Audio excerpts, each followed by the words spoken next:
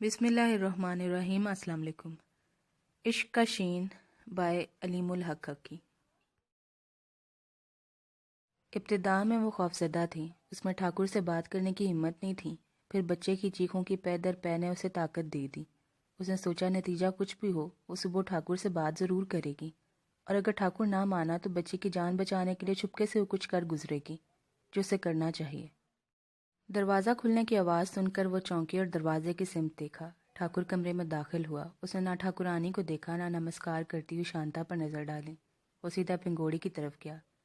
ठाकुरानी ने शांता को आँख का इशारा किया। शांता कमरे में चली गई। ठाकुर ने एक नज़र रोते हुए बच्चे को देखा, फिर ठाकुरानी की तरफ मुड़ा। मैं इसे गोद में ले सकता हूँ? उसने पूछा। ठाकुरानी ने हैरत से उसे देखा। आप ऐसे क्यों कह रहे हैं? आप पिता हैं इसके। ठाकुर झींप सा गया।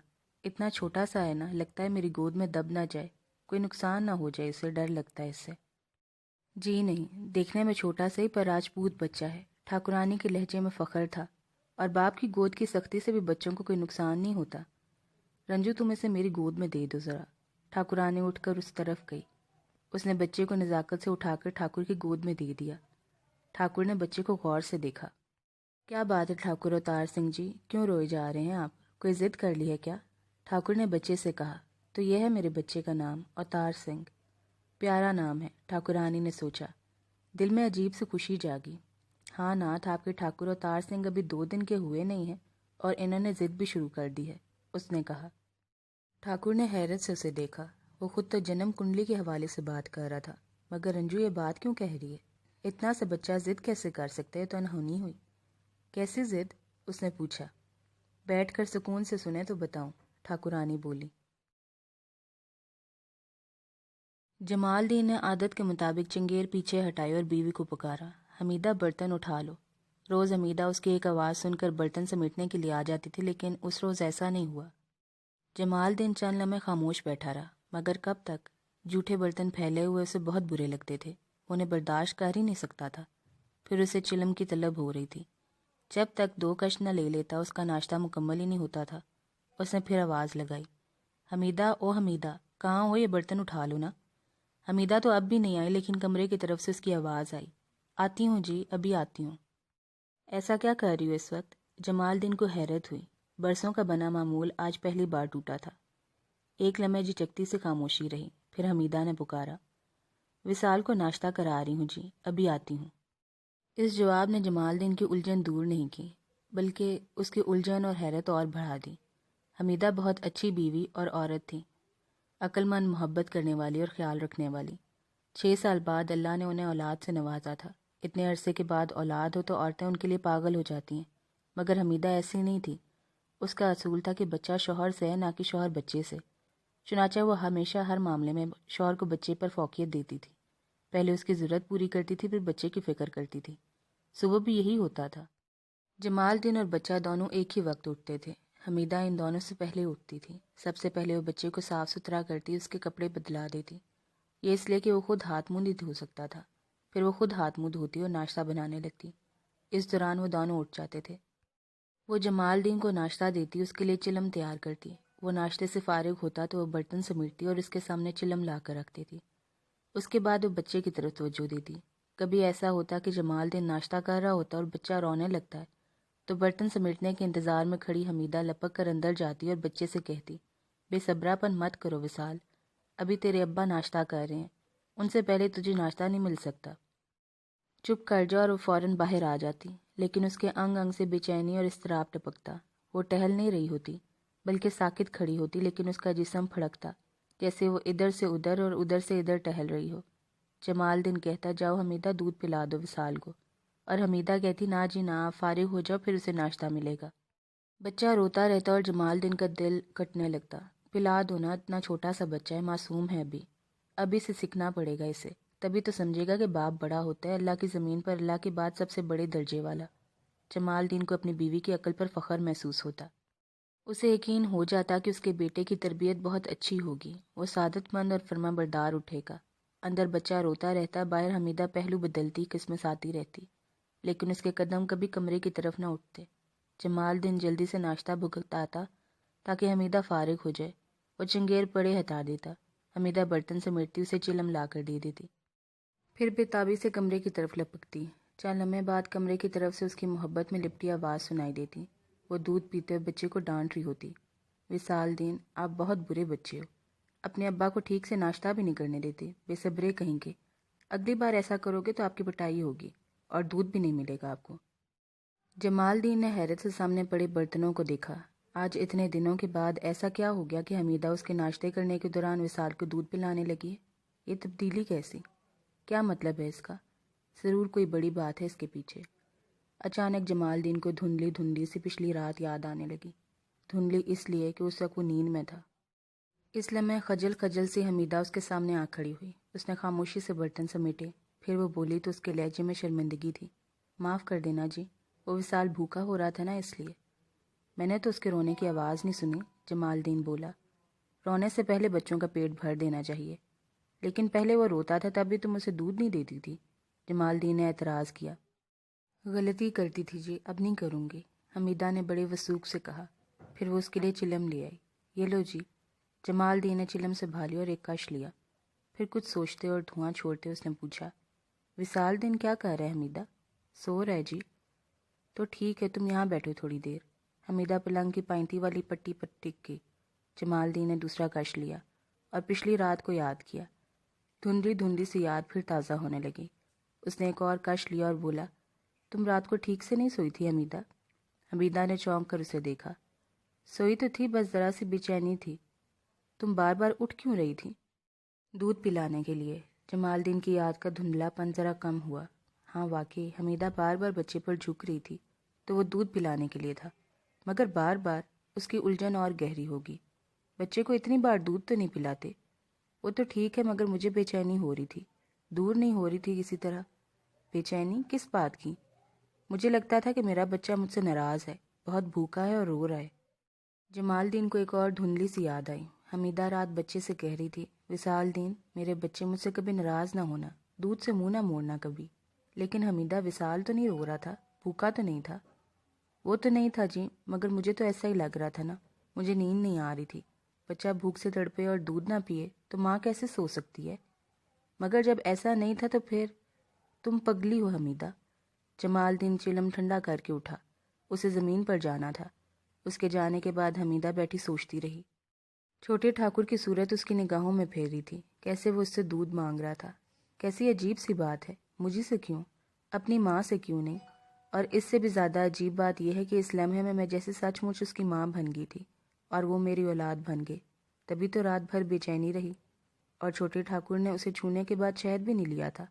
تو اب کیا ہوا ہوگا؟ کیا وہ بھوکے ہوں گے؟ رات بھر بھوکے رہے ہوں گے؟ مگر نہیں، یہ کیسے ہو سکتا ہے؟ ننھی سی جان اتنا تو برداشت نہیں کر سکتی، چھوٹا سا بچہ اتنی ضد نہیں کر سکتا۔ مگر اس کی بے چینی اسے کچھ اور ہی بتا رہی تھی۔ اور یہ کیسا تعلق تھا؟ ایک اجنبی نوزائیدہ بچہ اس کی گود میں آیا، ننھا بے زبان بچہ، اور اسے دودھ مانگنے لگا، اور وہ یوں تڑپ گئی جیسے سچ مچ اس کی ماں ہو، جبکہ یہ بے حد خطرناک تعلق تھا۔ کہاں ٹھاکر، گاؤں کا مالک، اور کہاں وہ، ان کی رعایا۔ یہ تو ان کی مہربانی تھی کہ انہوں نے زیر کار زمین ان کے نام کر دی تھی، اور پھر سب سے بڑا فرق تو مذہب کا تھا۔ لیکن تعلق جڑتا ہے تو یہ سب سوچنے کی مہلت کہاں ملتی ہے؟ وصال جاگا تو وہ اس کے پاس گئی، اس کی ضرورتیں پوری کی، پھر اسے گھر میں چلنے کے لیے چھوڑ دیا۔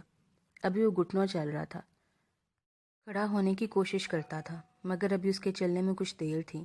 وہ ٹہلتی اور سوچتی رہی کہ حویلی میں کیا ہو رہا ہوگا۔ ٹھاکرانی نے اسے وہاں آنے سے منع کر دیا تھا۔ وہ جانتی تھی کہ اگر بچے نے دودھ نہ پیا تو اسے بلوا لیا جائے گا، اور بلوایا نہ جانے کا مطلب یہی ہوگا کہ بچے نے دودھ پی لیا ہے۔ جمال دین گھر واپس آیا تو حمیدہ کو احساس ہوا کہ بہت دیر ہو گئی ہے۔ اسے احساس ہی نہیں ہوا تھا کہ دھوپ چڑھ آئی ہے۔ اس نے ابھی تک کھانے کی فکر بھی نہیں کی تھی۔ اس نے خود تو ناشتہ بھی نہیں کیا تھا، بھوک ہی نہیں تھی۔ اسے تو بس چھوٹے ٹھاکر کی بھوک کا خیال ستا رہا تھا۔ وہ باورچی خانے میں گئی، تھالی میں دال اور چاول نکالے اور انہیں چننے لگی۔ دوپہر ہونے کو آئی اور حویلی سے ان کا بلاوا نہیں آیا تھا۔ اس کا مطلب تھا اپنی مایوسی نے اسے حیران بھی خود ہی کر دیا۔ اسے احساس ہوا کہ اب زندگی کی سب سے بڑی خوشی اس کے لیے چھوٹے ٹھاکر کو دودھ پلانا ہے۔ بظاہر وہ مایوس تھی، لیکن شاید اندر اسے کچھ اور یقین تھا۔ وہ دال چاول چنتے چنتے اٹھ کر دروازے پر جاتی کہ کہیں بلاوا تو نہیں آ گیا۔ ہر بار وہ تھکے قدموں سے باورچی خانے میں واپس آ جاتی۔ آخر اس نے دال چاول پکنے کے لیے چڑھا دیے۔ جمال دین کو اس کا بار بار دروازے پر جانا غیر معمولی لگا۔ اس نے پوچھا، حمیدہ کوئی آنے والا ہے کیا؟ نہیں جی، پر سویرے سویرے منڈیر پر کہاں بول رہا تھا۔ تھوڑی دیر بعد جمال دین نے پکارا، حمیدہ وصال گندا ہو رہا ہے، اسے صاف کر دو۔ حمیدہ نے بچے کو دھلایا، کپڑے بدلوائے اور پھر باورچی خانے میں چلی گئی۔ کھانا تیار ہو گیا تھا۔ سنیں جی، کھانا تیار ہے، اس نے پکارا، تھوڑی دیر بعد کھاؤں گا۔ اسی لمحے دروازے پر کھٹکا ہوا۔ جمال دین باہر گیا۔ حمیدہ کا دل زور زور سے دھڑکنے لگا۔ وہ جلدی سے کمرے میں گئے اور کپڑے تبدیل کرنے لگی۔ کپڑے تبدیل کر کے وہ باہر آئی تو جمال دین اندر آ رہا تھا۔ تمہیں ٹھاکرانی نے بلایا حمیدہ، اس نے کہا۔ آپ کھانا کھا لینا جی، اور بچی کا خیال رکھنا، میں تھوڑی دیر میں آ جاؤں گی، اس نے باہر نکلتے ہوئے کہا۔ ٹھاکر پرتاپ سنگھ نے بڑے تحمل سے پوری روداد سنی، پھر وہ بولا تو اس کے لہجے میں بے یقینی تھی۔ تمہارا مطلب ہے ہمارا بچہ حمیدہ کا دودھ پینا چاہتا ہے؟ ہاں ناتھ، حمیدہ کی گود میں جانے کے بعد اس نے شہد بھی نہیں لیا۔ رو رو کر بے حال ہو گیا ہے۔ ٹھاکر کے ماتھے پر ناگواری کی سلوٹیں ابھر آئی۔ ایسا کبھی نہیں ہو سکتا ٹھاکرانی، اس نے سخت لہجے میں کہا۔ ٹھاکرانی کا دل لرزنے لگا۔ وہ ٹھاکر کا مزاج پہچانتی تھی۔ اس کا اکیلے میں ٹھاکرانی کہہ کر پکارنا اس بات کی دلیل تھا کہ وہ اس وقت غصے میں ہے۔ اس نے بہت دھیمے لہجے میں کہا، ناتھ، یہ بات آپ سے بڑھ کر میرے لیے تکلیف دہ ہے۔ آپ جس وجہ سے غصہ کر رہے ہو میرے پاس بھی ہے، اور میرے پاس غصے کی وہ وجہ بھی ہے جو آپ کے پاس نہیں۔ ٹھاکر سوالیہ نظروں سے اسے دیکھتا رہا۔ دیکھیں، میں اوتار سنگھ کی ماں ہوں، بھگوان نے مجھے دودھ بھی دیا اور یہ میرا ارمان بھی ہے، لیکن چھوٹا وہ دودھ نہیں پی رہا، کچھ اور مانگ رہا ہے۔ یہ میری بےعزتی ہے، میری مامتا کی بےعزتی ہے۔ مجھے اس کا دکھ بھی ہے اور سوچ کر غصہ بھی آتا ہے، پر پوری بات کرو۔ رات گزر گئی، چھوٹے کے پیٹ میں کچھ بھی نہیں گیا۔ ننھا بچہ ایسے تو نہیں چلے گا۔ ٹھاکر نے اسی بات پر غور کیا۔ بچے کا چہرہ وہ دیکھ چکا تھا۔ اب پہلی بار اس نے بیوی کے چہرے کو غور سے دیکھا۔ وہ بہت کمزور اور نڈھال لگ رہی تھی۔ آنکھوں کے نیچے سیاہ ہلکے تھے۔ ظاہر ہے وہ رات بھر نہ صرف جاگی تھی بلکہ پریشان بھی رہی تھی۔ چنانچہ اس نے لہجہ نرم رکھتے ہوئے کہا، سنو رنجو، تم جلد بازی میں فیصلہ کر رہی ہو۔ ممکن ہے تمہاری دودھ میں کڑواہٹ ہو جو بعد میں دور ہو جائے۔ ایسے میں بچہ جس کی بھی گود میں جائے گا اسے دودھ تو مانگے گا نا۔ اس کا مطلب یہ نہیں کہ وہ صرف حمیدہ کا دودھ چاہتا ہے۔ ٹھاکرانی کو ٹھاکر کی بات معقول لگی۔ پھر آپ کیا بولتے ہیں؟ دیکھو، بغیر بتائے اسے دوسری عورتوں کی گود میں دے کر دیکھو۔ ہم کسی راجپوت عورت سے اسے دودھ پلوا سکتے ہیں، اس میں کوئی حرج نہیں۔ دوسرے میں بھی ابھی شہر جا کر ڈاکٹر کو لاتا ہوں۔ یہ اتنا بڑا مسئلہ نہیں ہے کہ حل نہ ہو سکے۔ ٹھاکرانی کی ڈھارس بندھی۔ کچھ بھی ہو، میرے بچے کو کچھ نہیں ہونا چاہیے۔ 22 سال بعد یہ پھول کھلا ہے، میں اسے مرجھانے تو نہیں دوں گا۔ ٹھاکر شہر چلا گیا۔ اسی دوران ٹھاکرانی نے تمام تجربے کر لیے۔ دائی راجو کی بنائی ہوئی دوا وہ پہلے ہی لے چکی تھی۔ بچے کو بچوں والی 20 عورتوں کی گود میں دے کر دیکھ لیا گیا، مگر اس نے کسی سے دودھ نہیں مانگا۔ وہ بس روئے جا رہا تھا۔ روتے روتے نڈھال ہو جاتا تو اس کی آواز بند ہو جاتی۔ اس دوران اس نے بس ایک بار ذرا سا شہد چاٹا تھا، ورنہ وہ بھوکا ہی تھا۔ ٹھاکر شہر سے آیا تو اس کے ساتھ ایک لیڈی ڈاکٹر تھی۔ ڈاکٹر جولیا نے بچے کا معائنہ کیا اور کہا، یہ بہت کمزور ہو گیا ہے بھوک سے۔ آپ ایسا کریں کہ اسے بکری کا دودھ دیں، نہ لے تو گائے اور بھینس کا دودھ آزمائیں، لیکن پانی ملا کر، آدھا دودھ آدھا پانی۔ اور اس دوران میں ٹھاکرانی کا دودھ لے جا کر لیبارٹری میں ٹیسٹ کراؤں گی۔ آپ میرے ساتھ چلیے گا۔ یہ تخاطب ٹھاکر سے تھا۔ ٹھاکر ڈاکٹر کے ساتھ چلا گیا۔ ادھر بچہ ہر ترکیب کو ناکام بنانے پر تلا ہوا تھا۔ اس نے کسی دودھ کو منہ نہ لگایا تھا، ہر بوتل کو پرے کر دیتا۔ جب تک اس میں رونے کی طاقت ہوتی تھی وہ روتا رہتا تھا۔ ٹھاکرانی نے ایک نوکر کو شہر دھلایا تھا کہ وہ ٹھاکر کو صورتحال بتا سکے۔ آخر دوپہر کے قریب ٹھاکرانی نے حمیدہ کو بلوا لیا۔ اس کی آمد سے پہلے ٹھاکرانی نے ہیلے بہانے سے سب لوگوں کو کمرے سے ہٹا دیا۔ حمیدہ کمرے میں داخل ہوئی تو اس کے چہرے سے، جسم کی ہر حرکت سے، ہر عضو سے ہی جان جھلک رہا تھا۔ اس نے ٹھاکرانی کو سلام کیا اور توقعات سے چھلکتے لہجے میں بولی، کیا حکم ہے ٹھاکرانی جی؟ کل رات سے اب تک میرے بچے کے پیٹ میں کچھ نہیں گیا ہے حمیدہ، ٹھاکرانی نے رو دینے والے لہجے میں کہا۔ اس پر اسے خود بھی حیرت ہوئی۔ وہ بڑے ضبط کی، بڑے رکھ رکھاؤ والی عورت تھی، لیکن حمیدہ کو دیکھتی وہ ایسی دکھیاری بن گئی جسے دنیا میں اپنا غمگسار مل گیا ہو، جسے وہ اپنا ہر دکھڑا سنا سکتی ہے، ورنہ اب تک اس نے اپنی سگی بہن سے بھی ایسے ٹوٹے لہجے میں بات نہیں کی تھی۔ رو رو کر نڈھال ہو گیا میرا بچہ، اب تو رونے جتنی بھی جان نہیں ہے اس میں۔ حمیدہ کے دل میں پھول سے کھل اٹھے۔ اسے یاد تھا کہ گزشتہ رات ٹھاکرانی نے کتنی بے رخی سے اسے دودھ پلانے سے روکا تھا، مگر کوئی بات نہیں، اب اس کی تلافی ہونے والی تھی۔ اب ٹھاکرانی خود ہی اسے دودھ پلانے کو کہے گی، اس کی خودداری کا سر اونچا رہے گا۔ تو اپنے خدا سے دعا کر میرے بچے کے لیے، ٹھاکرانی نے کہا۔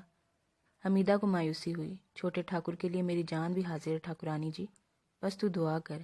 ٹھاکرانی کا لہجہ پھر خشک سا ہو گیا، موہوم سے بے رخی سے بھرپور۔ اب حمیدہ ضبط نہیں کر سکی تھی، اس نے خودداری کو اٹھا کر ایک طرف رکھ دیا۔ میں دودھ پلا دوں چھوٹے ٹھاکر کو؟ نہیں حمیدہ، بس تو اسے گود میں لے لے میرے سامنے۔ مایوسی اپنی جگہ تھی، مگر حمیدہ بچے کو دیکھنے کے لیے تیزی سے پنگوڑی کی طرف بڑھی۔ اسے دیکھا تو کلیجے میں ہوک سی اٹھی، دل کٹنے لگا۔ ننا ٹھاکر رو رہا تھا، مگر آواز نہیں نکل رہی تھی۔ اس کی کھلی ہوئی آنکھوں سے نکاہت جھلک رہی تھی۔ مالکن یہ تو رو رہے ہیں پر آواز نہیں نکل رہی، اس نے ٹھاکرانی کو بتایا۔ روتے روتے گلا بیٹھ گیا ہے، ٹھاکرانی نے دل گرفتگی سے کہا۔ ہائے رام، کیا کروں؟ حمیدہ نے بچے کو گود میں لے لیا اور ٹھاکرانی کے پاس چلی آئی۔ ٹھاکرانی بچے کو بہت غور سے دیکھ رہی تھی۔ حمیدہ کی گود میں آتے ہوئے بےتابی سے اس کی چھاتیوں پر ہاتھ مار رہا تھا۔ اس کا ننا سا دہن بار بار یوں کھلتا تھا جیسے پانی سے نکلی ہوئی مچھلی ہو، اور کل کے مقابلے میں آج اس کے ہاتھوں کی بےتابی بہت نمایاں اور رلا دینے والی تھی۔ ٹھاکرانی کی آنکھیں بھر آئی، اس نے جلدی سے منہ پھیر کر آنکھیں پونچھ لی۔ حمیدہ کو اس کا خیال ہی نہیں تھا، وہ تو ننا ٹھاکر میں گم تھی۔ وہ بچے کو والہانہ انداز سے تک رہی تھی۔ اس کی نظروں کو دیکھ کر ٹھاکرانی متضاد جذبوں میں گھر گئی۔ حمیدہ کی ممتا بھری نگاہ نے اسے حسد اور رقابت میں مبتلا کر دیا۔ وہ کون ہوتی ہے اس کے بچے کو اس طرح دیکھنے والی؟ پھر اسے حمیدہ پر پیار آنے لگا۔ کوئی کسی دوسرے کے بچے کو اتنی چاہت سے بھی دیکھ سکتا ہے کیا؟ حمیدہ کا انداز ایسا تھا کہ اس کا بس چلے تو خود کو بچے پر قربان کر دے۔ مدعا پورا نہ ہوا تو بچے کے ہاتھوں کی بےتابی وحشت میں تبدیل ہونے لگی۔ ادھر حمیدہ کے جسم کی ایٹھن بھی واضح ہو گئی تھی۔ پھر حمیدہ کا ضبط جواب دے گیا۔ مجھ پر رحم کرے مالکن، مجھ سے برداشت نہیں ہو رہا، میں مر جاؤں گی۔ وہ گڑ گڑائی۔ برداشت تو مجھ سے بھی نہیں ہوتا حمیدہ، پر یہ ہو ہی نہیں سکتا، ٹھاکرانی نے کمزور لہجے میں کہا۔ ٹھاکر کا ڈر نہ ہوتا تو وہ بھی بچے کو دودھ پلوا دیتی۔ تو پھر آپ ہی کوشش کریں ٹھاکرانی جی۔ حمیدہ کے ہاتھ بری طرح لرز رہے تھے۔ تو بچے کو میرے پاس لٹا دے، ٹھاکرانی نے کہا۔ اب وہ حمیدہ کے سامنے اپنی ممتا کی توہین کرانا نہیں چاہتی تھی۔ حمیدہ نے کانپتے ہاتھوں سے بچے کو ٹھاکرانی کے پہلو میں لٹا دیا۔ بچے کو پھر آواز مل گئی۔ حمیدہ کی آغوش سے جدا ہوتے وہ پھر رونے لگا، مگر آواز کمزور تھی۔ ٹھاکرانی جی، مجھے چھوٹے ٹھاکر کو دودھ پلانے دیں خدا کے لیے۔ حمیدہ پھر گڑ گڑائی۔ دیکھ حمیدہ، تو ماں ہے، جانتی ہے کہ ماں کیا ہوتی ہے۔ ٹھاکرانی نے بکھرتے لہجے کو ہموار کرنے کی کوشش کی۔ اور میں تو وہ ماں ہوں جسے 22 برس بعد بچہ ملا ہے۔ تیرا دودھ پلوانا تو بہت چھوٹی بات ہے، اس کے لیے تو میں اپنے ہاتھوں سے اپنے شریر کے ٹکڑے کر سکتی ہوں، مگر پتی کی بات ماننا میرا دھرم ہے۔ اب حمیدہ رو رہی تھی۔ میں ٹھاکر جی کو سمجھانے کی کوشش کروں گی، وہ مان گئے تو تجھے بلوا لوں گی۔ ٹھاکرانی صرف اسے نے خود کو بھی دلاسا دے رہی تھی۔ پر ایسا ہو بھی تو یاد رکھنا کبھی کسی کو پتہ نہ چلے۔ اب بس تو جا۔ حمیدہ کا دل نہیں مانتا تھا، مگر اب وہ رک نہیں سکتی تھی۔ دروازے تک اس قدم کے فاصلے میں اس نے 10 بار روتے ہوئے چھوٹے ٹھاکر کو پلٹ کر دیکھا تھا، مگر ٹھاکرانی نے منہ پھیر لیا تھا۔ کمرے سے نکل کر اس نے جلدی جلدی آنکھیں پونجی اور آگے بڑھ گئی۔ کمرے میں ٹھاکرانی نے بچے کو پھر دودھ پلانے کی کوشش کی، لیکن بچہ اور زیادہ رونے لگا۔ ٹھاکرانی بے بسی سے اپنی انگلیاں چباتی رہی۔ ٹھاکر پرتاپ سنگھ شہر میں تھا۔ رامو کے ذریعے اسے اطلاع مل چکی تھی کہ ننے ٹھاکر نے کسی کا دودھ بھی قبول نہیں کیا ہے۔ اس نے اس سلسلے میں ڈاکٹر جولیا سے بھی بات کی۔ میرا خیال ہے بچہ ضد کر ہے، ڈاکٹر نے رائے دی۔ کوئی طبی وجہ تو سامنے نظر نہیں آتی، دودھ کی رپورٹ آ جائے تو بات واضح ہو جائے گی۔ اس صورت میں ہمیں کیا کرنا چاہیے؟ اس کی ضد کا پتہ چلائیں اور اسے پورا کریں۔ ڈاکٹر جولیا کے لہجے میں الجھن تھی۔ مگر اتنے چھوٹے بچے ضد نہیں کرتے۔ ٹھاکر جانتا تھا کہ بچہ ضد کر رہے، لیکن وہ ڈاکٹر کو نہیں بتا سکتا تھا۔ کوئی اور صورت نہیں ہو سکتی؟ اس نے پوچھا۔ ڈاکٹر نے نفی میں سر ہلایا۔ اتنے چھوٹے بچے کو ڈرپ بھی نہیں لگائی جا سکتی۔ کیوں؟ بچہ روئے گا، ہاتھ پاؤں چلائے گا تو الٹا لینے کے دینے پڑ جائیں گے، اور پھر غذا کا کوئی بدل نہیں۔ آپ صرف یہ کر سکتے ہیں کہ زبردستی چمچے سے اسے دودھ دیں۔ ذرا دیر میں دودھ کی رپورٹ بھی آ گئی۔ رپورٹ کے مطابق دودھ میں کوئی کمی، کوئی خرابی نہیں تھی۔ میں نے کہا تھا نا، ڈاکٹر نے فاتحانہ لہجے میں کہا۔ دیکھیں مسٹر ٹھاکر، بچے کی کنڈیشن میں دیکھ چکی ہوں۔ اتنا سا بچہ اور پھر غذا نہ لینا اور رونا، یہ تو دوہرا نقصان ہے۔ یہ سلسلہ جاری رہا تو اس کی زندگی خطرے میں پڑ سکتی ہے۔ ٹھاکر کے تو ہاتھوں کے طوطے اڑ گئے۔ ڈاکٹر، آپ میرے ساتھ چل نہیں سکتی؟ چل تو سکتی ہوں، لیکن فائدہ کچھ نہیں۔ بچے کو کوئی بیماری نہیں، وہ پوری طرح صحت مند ہے۔ میں کوئی مدد نہیں کر سکوں گی۔ بس آپ زبردستی اسے دودھ اور گلوکوز پلانے کی کوشش کریں اور کوئی ضرورت نہیں۔ ٹھاکر گاؤں کی طرف جاتے ہوئے مایوس تھا۔ شام ہو چکی تھی۔ ڈاکٹر کے مشورے پر عمل کرنے کی کوشش کی گئی، لیکن بچہ کلی کر کے سب کچھ نکال دیتا۔ اس کا رونے کا سلسلہ بھی جاری تھا۔ بس گھنٹے 2 گھنٹے میں وہ ذرا سا شہد قبول کر لیتا تھا۔ پھر ایک تجربہ کار عورت نے ایک ترکیب بتائی۔ بچے کا منہ کھول کر زبردستی چمچے سے دودھ اس کے منہ میں ڈالو، پھر اس کے کھلے منہ میں پھونک مارو، دودھ اس کے حلق سے اتر جائے گا۔ اس ترکیب سے ابتدا میں فائدہ ہوا۔ 2 چمچے دودھ ننھے ٹھاکر کے حلق سے اتر گئے، مگر پھر اسے پھندا لگ گیا۔ اس پھندے نے اسے اور نڈھال کر دیا۔ اب اس پر ایسی نکاہت طاری تھی کہ اسے دیکھا نہیں جاتا تھا۔ اب وہ رونے سے بھی گیا۔ اس میں ہاتھ پاؤں ہلانے کی سکت بھی نہیں رہی تھی۔ ایک خرابی اور تھی، وہ رات سے اب تک جاگتا رہا تھا، جبکہ اتنے چھوٹے بچے زیادہ وقت سوتے رہتے ہیں۔ رات ہونے کو تھی۔ ٹھاکر کمرے میں موجود تھا۔ بچہ ٹھاکرانی کے پہلو میں بے سود لیٹا تھا۔ اس کی آنکھیں کھلی تھی، لیکن ان میں دھندلاہٹ نظر آ رہی تھی۔ اب اس میں کسی طرح کی سکت نہیں تھی۔ کمرے میں ٹھاکر، ٹھاکرانی اور بچے کے سوا کوئی نہیں تھا۔ ٹھاکر نے اسے ایک نظر دیکھا اور اس کے بعد ٹھاکرانی سے نظریں چرانے لگا۔ 22 سال بعد بھگوان نے ہم پر دیا کی ہے نعت، ٹھاکرانی نے کہا۔ پھر ایسا کیوں ہے کہ آپ کو اس سے محبت نہیں ہے؟ ٹھاکر کو ان لفظوں نے تڑپا دیا۔ راجپوتوں کی محبت کا کب کسی کو پتہ چلتا ہے رنجو؟ اس نے شاکی لہجے میں کہا۔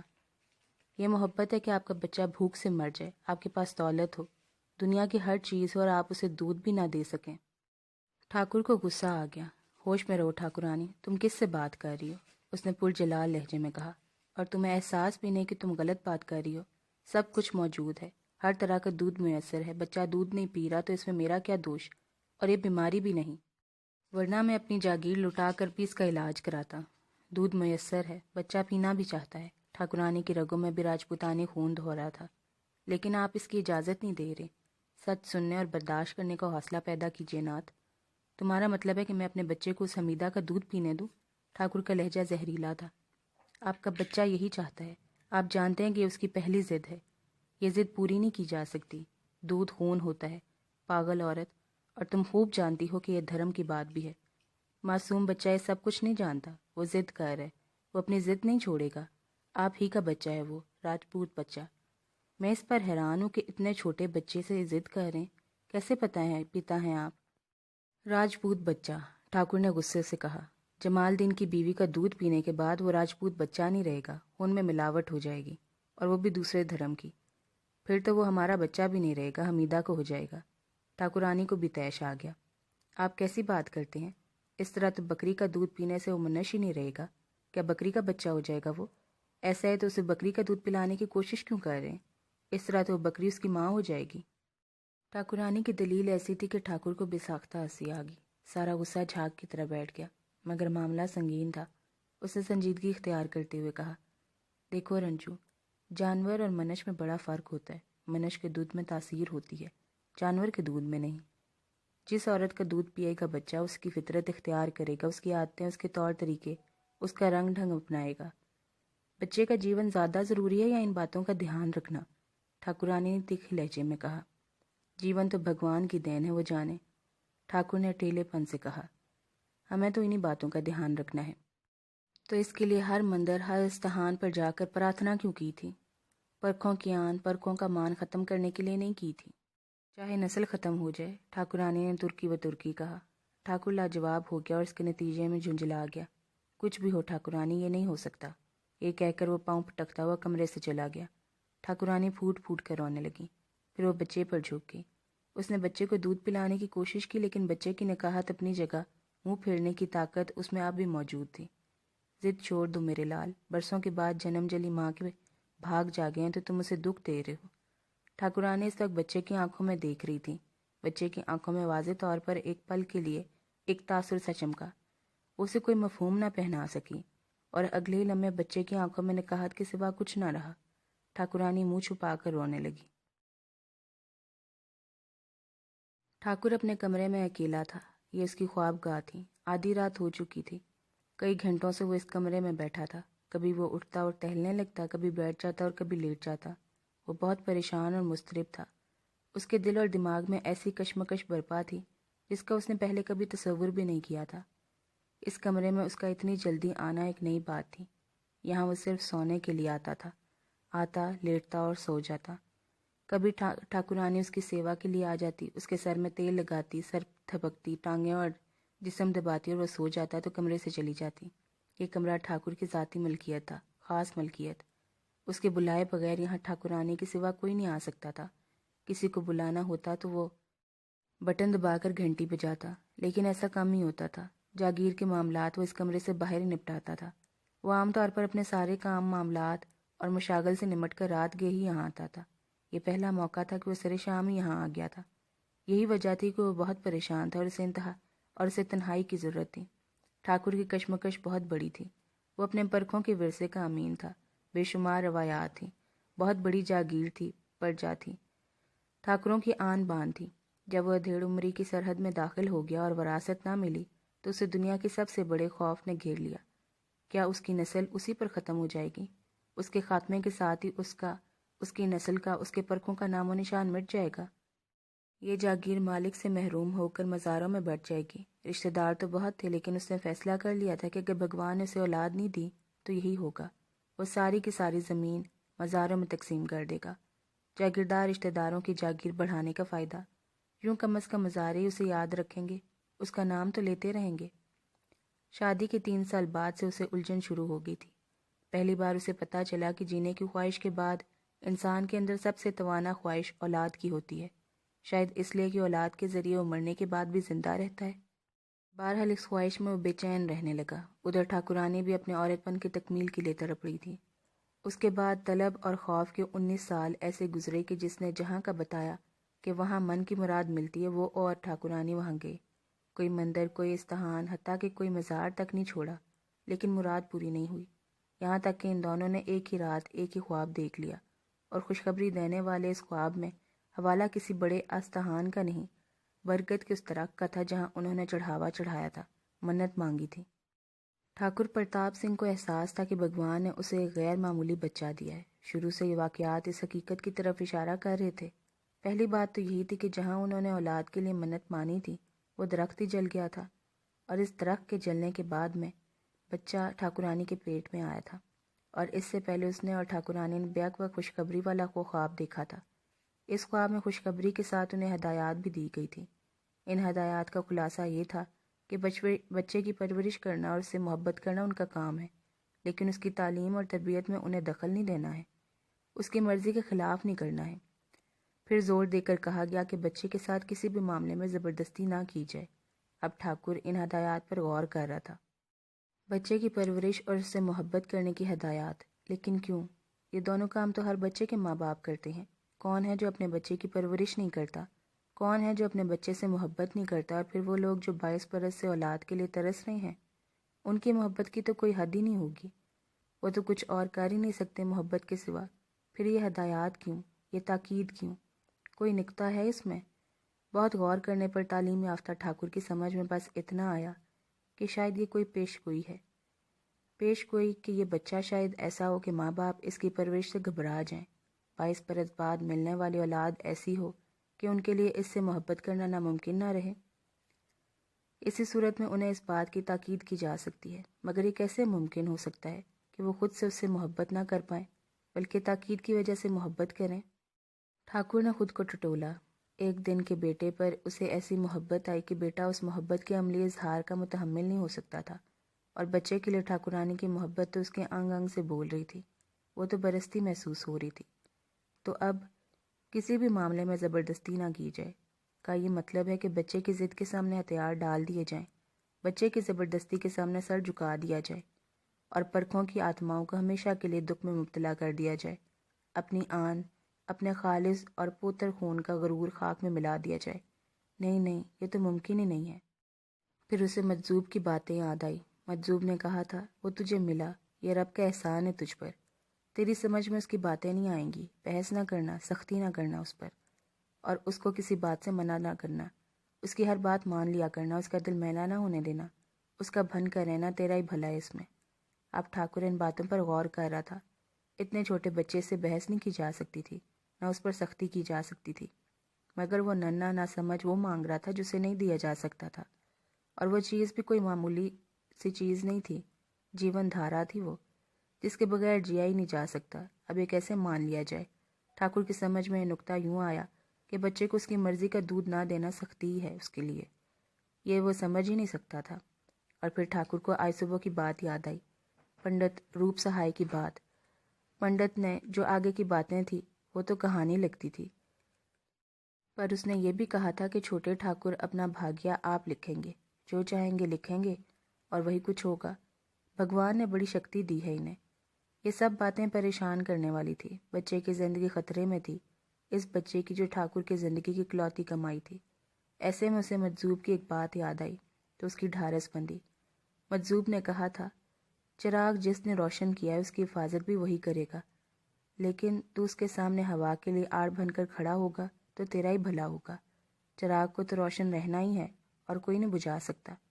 ठाकुर के जहन में एक ही जुमला गूंजता रहा, चिराग को तो रोशन ही रहना है, बाकी सब कुछ मिट गया। इसका मतलब है बच्चे को कुछ नहीं होगा। बस फिर ठीक है, और क्या चाहिए मुझे। इस जुमले ने ठाकुर की परेशानी दूर की और इसे थपक थपक कर सुला दिया। फिर अचानक ही वो ख्वाब शुरू हो गया, मगर इस बार बशारत देने वाली की तेवरियां चढ़ी हुई थी और आंखों से शोले निकल रहे थे। क्यों रे ना शुक्रे, उसने गरज कर कहा। आ गया ना अपनी औकात पर एहसान फरामोश। ठाकुर सहम गया, उसने हाथ जोड़ लिए। मुझसे क्या भूल होगी महाराज? अकड़ को भूल कहता है? बच्चे की जान पर बन गए और तू कहता है कि क्या भूल होगी? मैं क्या करूं महाराज? दूध पिलवा बच्चे को, वो पीता ही नहीं। जो मांगता है वो दे उसे। ये नहीं हो सकता महाराज। ठाकुर हाथ छोड़कर घिघियाया। ठाकुरों के खून में मिलावट कैसे करूं? परखों को क्या मुंह दिखाऊंगा? इस वक्त तेरी ठाकरी कहाँ थी जब तू बच्चे के लिए बेजान और हकीर चीज़ों के सामने माथा टेकता था, मनते मांगता था? बुजुर्ग ने जहरीले लहजे में कहा। वो मिल गया तो तेरी ठाकुरी जाग उठी, एहसान भूल गया। क्या अब उसे मारना चाहता है? ठाकुर मुस्कुराया। मैं जानता हूँ महाराज, वो जिएगा, भगवान उसे मरने नहीं देगा, उसने फातिहाना लहजे में कहा। ओ, तो ये अकड़ भी? बुजुर्ग ने पुरजलाल लहजे में कहा। तू ठीक कहता है, वो जिएगा, लेकिन तेरा नहीं रहेगा।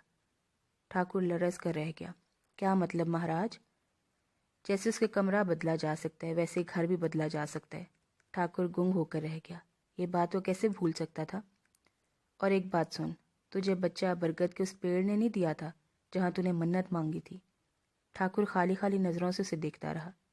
तुझे खुशखबरी मिलने से पहले वो तो जल गया था ना? ठाकुर को याद था। उसने इस बात में सर हिलाया। जो अपनी ज़िंदगी के लिए खुद मोहताज है वो किसी को कुछ दे सकता है? तुझे ये बेटा उसने दिया ठाकुर, जो सबका मालिक है, जो ना सोता है ना ऊँगता है। मौत उसके हुक्म की मोहताज है, सब उसके मोहताज हैं। ये बच्चा उसकी देन है, ज़िंदगी उसके हुक्म से है। वो जो चाहता है वही होता है। तेरे बच्चे के मामले में उसी का फैसला चलेगा। जैसे कमरा बदला, घर भी बदल सकता है। तेरे बच्चे को मनपसंद दूध पिलवाने के लिए ले जाया जा सकता है। कौन रोकेगा ठाकुर उसे? तू रोक सकता है। जिंदगी तो जारी रहेगी, माँ बाप बदल जाएंगे। ये भी कोई बड़ी बात नहीं। तुझ पर एहसान किया गया तो एहसान मान, तुझे इमानत दी गई तो उसकी कदर कर। इसके सिवा सब कुछ भूल जा, जिंदगी संवर जाएगी। ठीक है महाराज, मैं ऐसा ही करूँगा। और ख़ुद से समझने की आदत डाल। क्या हमें जहमत देता रहेगा? नहीं महाराज, अब ऐसा नहीं होगा। और ठाकुर की आंख खुल गई। वो हड़बड़ा कर उठ बैठा। चंद मिनट वो इस ख्वाब पर गौर करता रहा और फिर वो एक नतीजे पर पहुंच गया। सच्ची बात तो यही थी कि बच्चे की ज़िंदगी सबसे अहम थी। वो उसे कैसे खोने देता? उसकी ज़िंदगी बचाने के लिए तो वो कुछ भी कर सकता था। वो वाकई नाकदरी कर रहा था। ख्वामख्वाह बच्चे को इतनी तकलीफ़ थी। उसने उठकर खड़ा हो गया। ठाकुरानी रो रही थी। उसे ठाकुर के आने की कोई उम्मीद नहीं थी। वो मायूस थी। ठाकुर फैसला कर चुका था कि अब उससे हटने वाला नहीं था, और ठाकुरानी जानती थी कि बच्चा अब ज़्यादा देर भूख झेल नहीं सकता। एक ही उम्मीद थी, और वो ये कि बच्चा ज़िद छोड़ दे। और ये ना पीता तो उसके बाद ठाकुरानी सोच ही नहीं सकती थी। वो बस रो सकती थी। ठाकुर कमरे में आया तो वो हैरान हुई। वो उठ बैठी। शांता एक कोने में बैठी ऊँघ रही थी।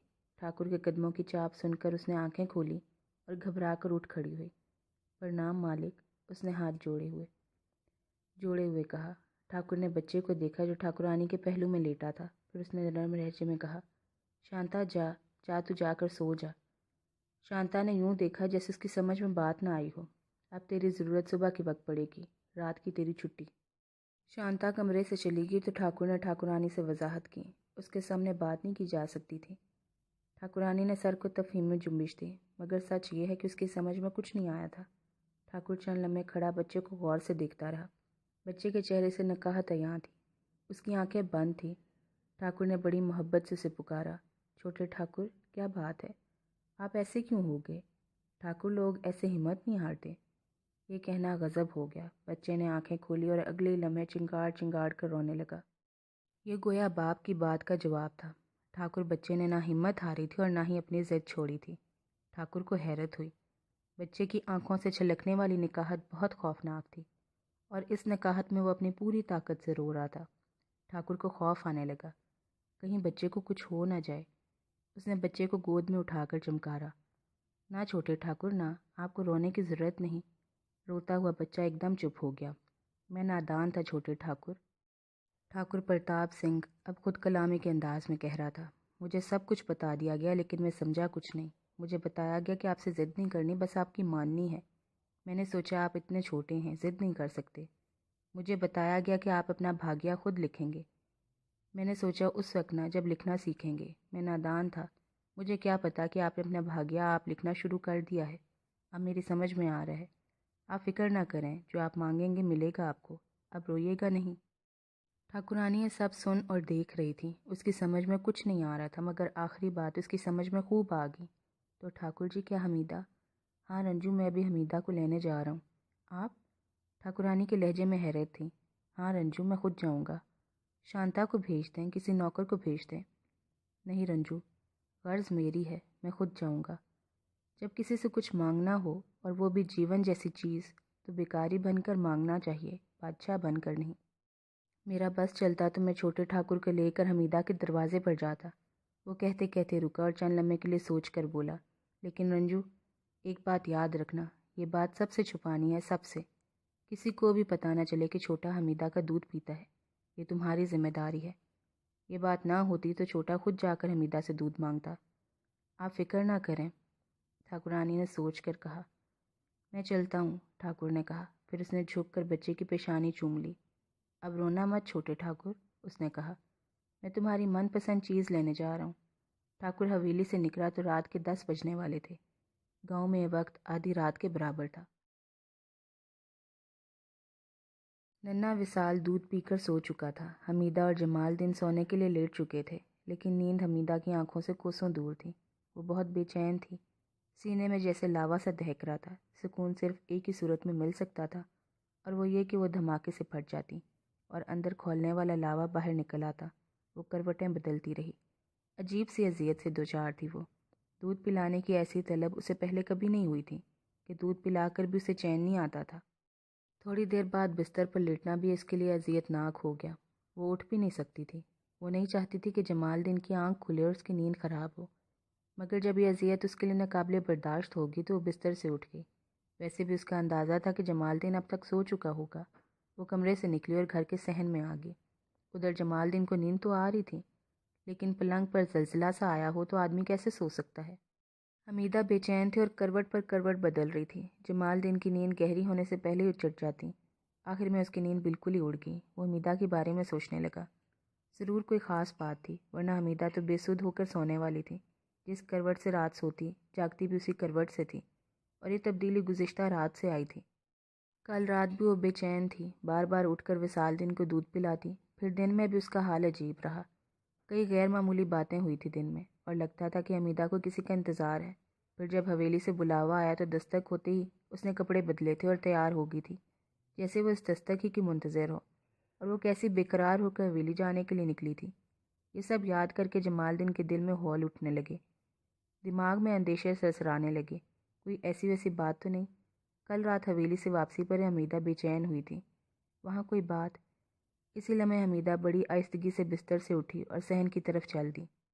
جمال دن کا دل عجیب انداز میں دھڑکا۔ اب وہ شک کی آگ میں جل رہا تھا۔ یہ سب کیا ہو رہا ہے، کیا ہونے والا ہے؟ وہ بھی بستر سے اٹھا اور دبے پاؤں صحن کی طرف چل دیا۔ کمرے کے دروازے کی چوکھٹ پر وہ ٹھٹک گیا۔ اس کا خیال تھا کہ حمیدہ دروازہ کھول کر گھر سے باہر گئی ہوگی، لیکن وہ تو صحن میں ہی تھی۔ وہ پورے چاند کی رات تھی، صحن چاندنی میں نہایا ہوا تھا، سب کچھ بہت صاف دکھائی دے رہا تھا۔ اس کھیت کرتی چاندنی میں جمال دین نے حمیدہ کو دیکھا اور دہل کر رہ گیا۔ وہ ادھر سے ادھر اور ادھر سے ادھر یوں تیز تیز قدموں سے چل رہی تھی جیسے اس کے پیروں کے نیچے انگارے بچھے ہوں۔ اس کے چہرے پر ایسی وحشت تھی کہ جمال دین نے پہلے کبھی نہیں دیکھی تھی، اور وہ دونوں ہاتھوں سے اپنے سینے کو نوچ رہی تھی۔ حمیدہ کی اس کیفیت نے جمال دین کو اور ہراساں کر دیا۔ حمیدہ، او حمیدہ، اس نے سرگوشی کی۔ اس کی آواز سنتے ہی حمیدہ جیسے بت بن گئی۔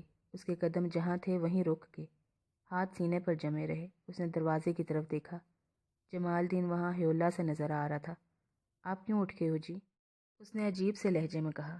جمال دین نے قدم بڑھایا اور صحن میں آ گیا۔ بات کیا ہے حمیدہ؟ کل سے تمہارا یہی حال ہے۔ کوئی بات نہیں ہے جی، بس نیند نہیں آ رہی۔ بات تو ہے، کل رات تم حویلی سے آئی ہو تو اس حال میں ہو۔ اب کے جمال دین کا لہجہ سخت تھا۔ حویلی کے حوالے پر حمیدہ کا چہرہ فک ہو گیا۔ کچھ بھی تو نہیں، وہ ہکلائی۔ جمال دین کا دل بیٹھنے لگا۔ حمیدہ، کوئی روگ تو نہیں لگا لائی ہو تو؟ اس کے لہجے میں اندیشوں کی سرسراہٹ تھی۔ حمیدہ کو جھٹکا سے لگا، جیسے کسی نے اسے جھنجھوڑ کر رکھ دیا ہو۔ شکایتی نظروں سے شوہر کو دیکھا۔ آپ میرے بارے میں ایسا بھی سوچ سکتے ہو جی؟ تو تیری حالت دیکھ کر اور کیا سوچوں؟ روگ تو لگا ہے جی، پر عزت کا آبرو کا نہیں۔ ایسا ہونے سے پہلے تو میں مر جاؤں۔ حمیدہ کے لہجے کی سچائی نے جمال دین کے دل کو چھو لیا۔ اس کا لہجہ نرم ہو گیا۔ تو پھر کیسا روگ لگا ری؟ یہ مامتا کا روگ ہے وصال کے ابا۔ یہ جواب جمال دین کے لیے اور معمہ تھا۔ وہ جھنجھلا گیا۔ صاف بات کر حمیدہ، اتنا کافی نہیں کہ بات تمہاری عزت اور میری آبرو کی نہیں، تو مجھے سب کچھ بتا دے۔ چند لمحے حمیدہ سوچتی رہی، پھر نظریں جھکا کر بولی، پر کسی کو بتانا نہیں۔ حمیدہ بولتی رہی، جمال دین سنتا رہا۔ اس کا دل خوف سے بھرتا جا رہا تھا۔ سب کچھ سننے کے بعد اس نے کہا، تو آگ سے کھیل رہی ہے حمیدہ۔ دیکھیے دین دھرم کے گورکھ دھندے ہیں، ان میں خود کو الجھانا ٹھیک نہیں۔ میں بھی جانتی ہوں، پر کیا کروں، میں مجبور ہوں۔ یہ خیال دل سے نکال دے، یہ تیرا حق بھی نہیں ہے۔ میں یہی چاہتی ہوں مگر مجبور ہوں، خود پر زور بھی تو نہیں چلتا۔ حمیدہ کے لہجے میں بے بسی تھی۔ کیسے نہیں چلتا؟ تجھے خود کو سنبھالنا ہوگا۔ میں کوئی مجبوری نہیں جانتا۔ پھر یہ تو سوچ کہ ٹھاکر جی کے کتنے احسان ہیں ہم پر۔ تم کیسے سمجھو گے؟ مرد ہونا تمہیں کیا معلوم دودھ کا ابال کیا ہوتا ہے، مجھ پر کیا گزر رہی ہے۔ میں صرف یہ جانتا ہوں کہ ٹھاکر جی کو پتہ چل گیا تو وہ میں تباہ کر دیں گے۔ میں نہیں جانتی کہ میں ایسی بے بس کیوں ہو گئی ہوں۔ یہ وہ لمحہ تھا کہ جمال دین کا ہاتھ اٹھنے والا تھا، مگر اسی لمحے دروازے پر دستک ہوئی۔ وہ بے وقت کی دستک تھی۔ جمال دین گھبرا گیا۔ اس کا اٹھا ہوا ہاتھ جیسے پتھر کا بن گیا۔ دستک دوبارہ ہوئی تو وہ چونکا۔ تو اندر جا حمیدہ، میں دیکھتا ہوں۔ اتنی رات کو کسی کا آنا خیر تو نہیں۔ حمیدہ کمرے میں چلی گئی۔